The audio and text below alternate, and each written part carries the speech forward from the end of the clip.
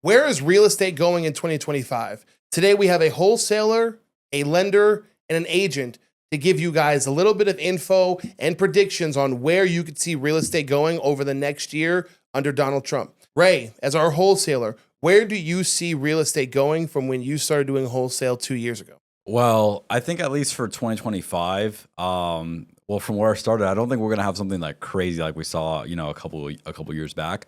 But I don't think it's gonna be, I don't think prices are gonna necessarily be like any lower this year.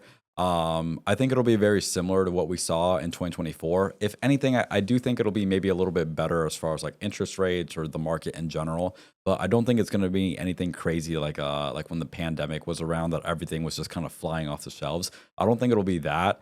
I don't think it'll be as like slow as 2022, like middle of 2022 either. I think it'll be similar to what we saw last year, maybe a little bit better, but I don't think it's going to be anything, drastic. Now, I would love for it to be something like right after or like during the pandemic where everything was like flying off the shelves. We would put something on MLS. And at the time I was just starting to get into flipping. I caught that like a very tail end. But for my first couple of flips, I would put something on market for, let's say I thought it would resell for 450. I would list it for like 460, and then I would get an offer at like 475. I would love something like that. I don't think that's going to happen though. I think it'll be very similar to what we saw in like 24, but maybe a little bit better, for like sellers and even buyers with maybe slightly lower rates. But I don't know. That's just my prediction. Bill, from a lending perspective, what have you seen since the election, and where do you see real estate going over the next year? I think people are tired of renting. I think they're tired of sitting at home, watching things go and get away from them. And we've seen a lot of activity in January. A lot of people, I don't know if it's New Year's resolution, the new Trump administration, the momentum from that, but there is activity. I think people want to get into homes. I think we'll see more transactions this year. I think interest rates are going to be in the mid sixes, and I don't see values going up tremendously. I think builders are going to continue to thrive because they're offering incentives in regards to mortgage payments being lower.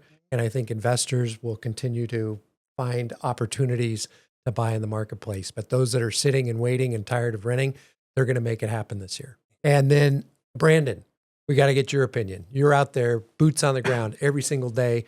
What do you see?